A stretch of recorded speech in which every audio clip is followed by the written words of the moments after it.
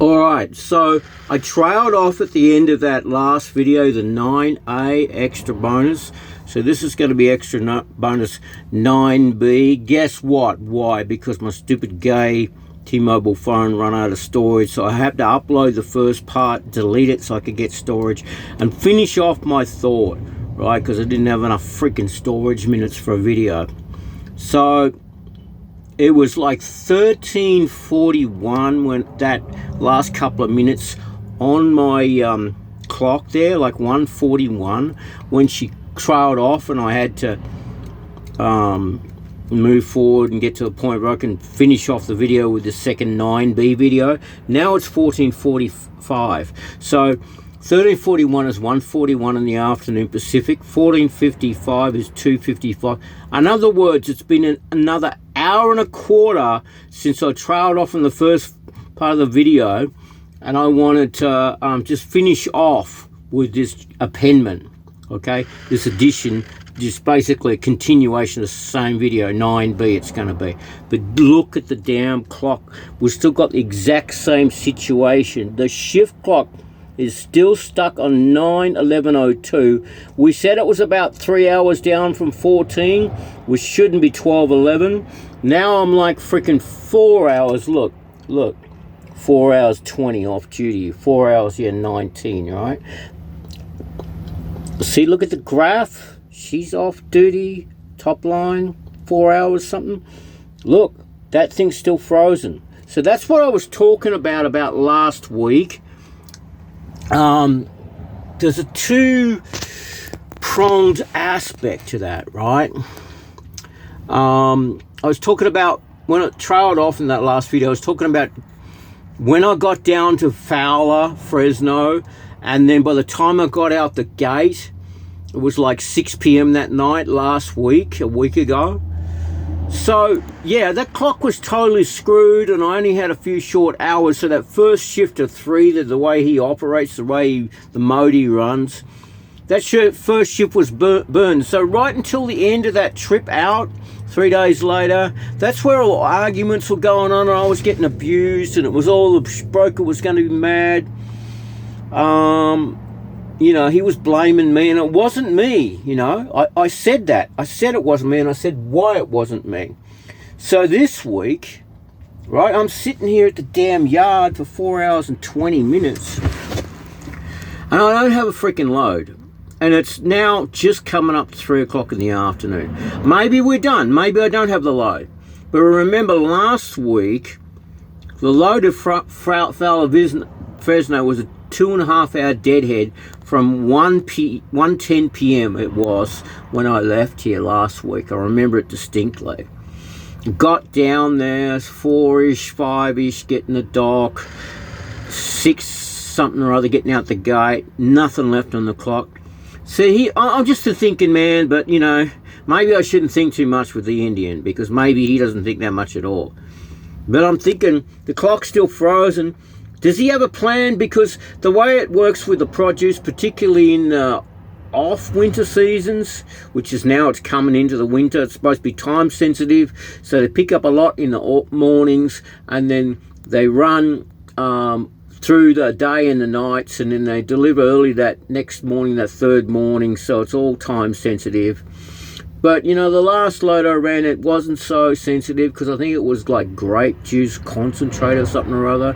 Like the previous week's load, strawberries, they were too small or bad quality or whatever, so both me and my guardian angel, the other driver, got screwed, got rejected the whole load at Temple, Texas. So the season's turning, and so produce itself coming out of the fields, maybe it's not so much of the constituent of the loads he does.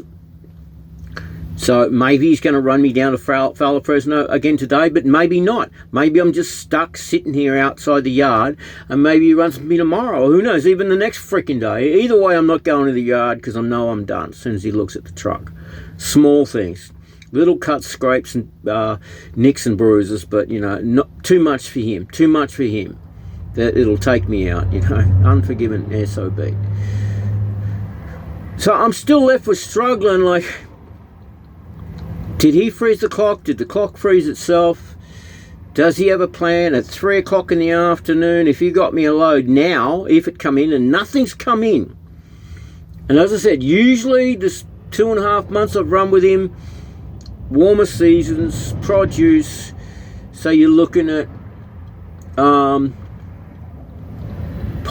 sensitive and picking up earlier, late in the afternoon. Ain't usual, but last week, as I said, got there 4, out by 6 in Fresno. There's still a possibility he can run me a load, but, you know, as my guardian angel said, he's rude. Well, I mean, he hasn't said jack shit. He hasn't sent me anything. He says, he hasn't gone, oh, don't worry, Mr. Maverick Moose, you know, you'll still have some work sooner or later. There's nothing. You know, like, maybe it's not today, it'll be tomorrow. Nothing. So, I don't know, but I'm thinking this, within the space of a few minutes, there's a gap here right now. If he sends me a freaking load, for me to get down to a shipper like Fowler Fresno, get in, get gated, get freaking loaded, get out the gate, I could still be probably driving by about 7 o'clock tonight. And if this damn clock stays frozen and doesn't violate, then I'm looking at like a bloody 17-hour day, but I'm good. Shows up on the graph but doesn't violate. Doesn't show up on the truck, on the clocks, sorry. And, you know, I'm still going to have a lot of drive clock left, importantly, to run a first shift tonight. Like did he learn? Did he freaking learn? The whole trip was about him blaming me, but did he learn this time? And he's gonna get me to a shipper and have enough clock left so that I can drive a significant amount of miles. I mean, one time I drove out of Watsonville, the strawberry place there, and it was very late in the day before time they got me loaded after I checked in like 10 hours freaking earlier or something like that. I drove 450 miles. I drove like 6-7 hours out of there. I can't remember what it was. Maybe it was 9 hours. I didn't have a full 14-hour shift, or I didn't want to do a 14-hour shift. I drove a smaller part of an 11-hour drive shift of a 600-plus mile drive shift. I drove like 450. I could still drive a decent amount of miles, even if I got deadhead 2.5 hours and then get loaded. And this stupid thing doesn't violate when it should violate. I could still do it. It's all just conjecture. But that's the situation that I'm faced with, and I'm thinking I probably won't get a load today, but I'm trying to explain what the hell is going on with this easy as fuck, dodgy as shit ELD. I don't know whether it's him, I don't know whether it's the stupid machine and the brand. I don't know what's going on. Alright, that's pretty much it for the end of this trip. 12th week blues.